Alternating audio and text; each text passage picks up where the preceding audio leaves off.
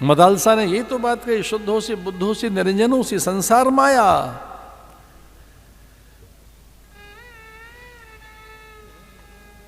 मदालसा बड़ी सुंदर थी, पति से रहा नहीं गया, अपनी पत्नी के रूप की प्रशंसा कर दी उसने। पति रोक नहीं पाया अपने आप को। पति ने अपनी पत्नी से कहा कि आप बहुत सुंदर हैं, मैंने ऐसी स्त्री कभी देखी नहीं, लेकिन मुझे कुछ और भी कहने दो। क्या? कि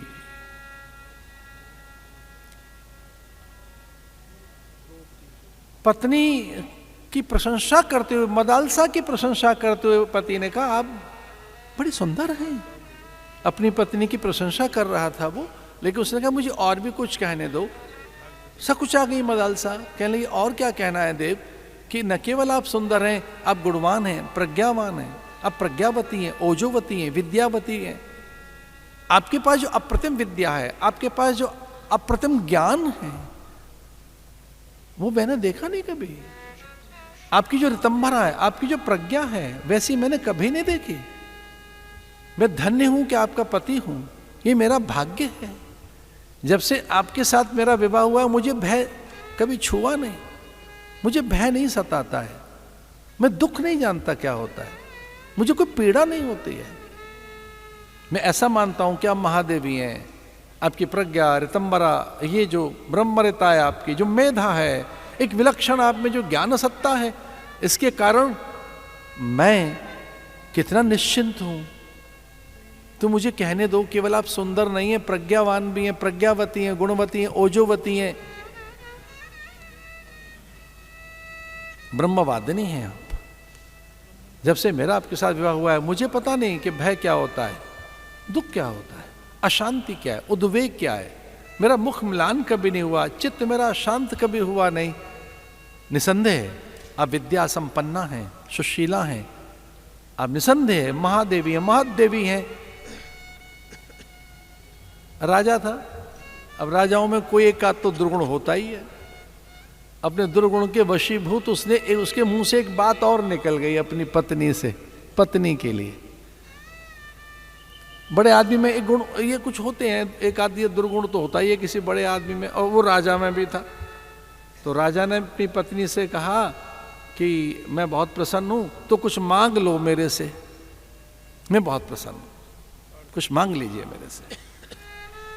तो मदालसा ने कहा जब आप देने पर ही उतर आए तो मैं मांगूंगी जरूर, और आपको देना होगा। मांगिए। बोले बस आपसे ये मांगना था कि मेरी संतानें अज्ञानी नहीं हो सकती, बस मुझे आपको यही कहना था कि मेरी संतानें ज्ञानी होंगी, मैं संतानों को ज्ञान दे सकूं, इसकी मुझे अनुमति दीजिए। मैं अपने संतानों को अज्ञानी नहीं बनाऊंगी, मैं संसार का सच बता सकूं अपने संतानों को, अपने पुत्रों को, ये मुझे अनुमति दीजिए।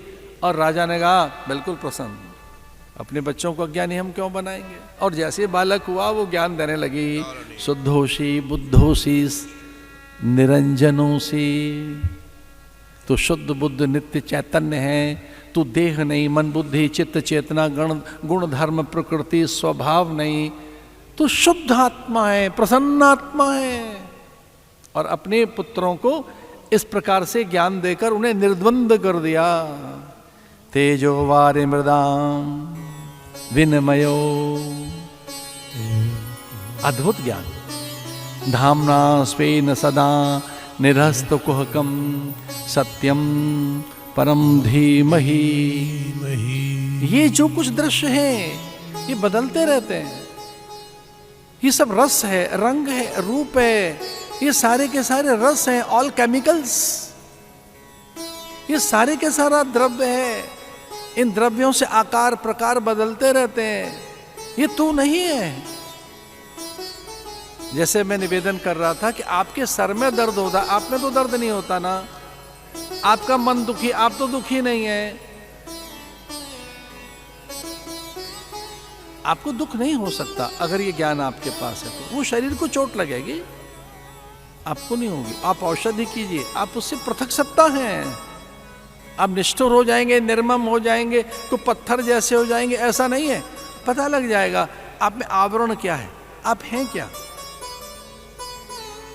भागवत आपको आपसे आपके शरीर से, मन बुद्धि चेतना से, आपकी सारी बाहर की सत्ता से पृथक करती है।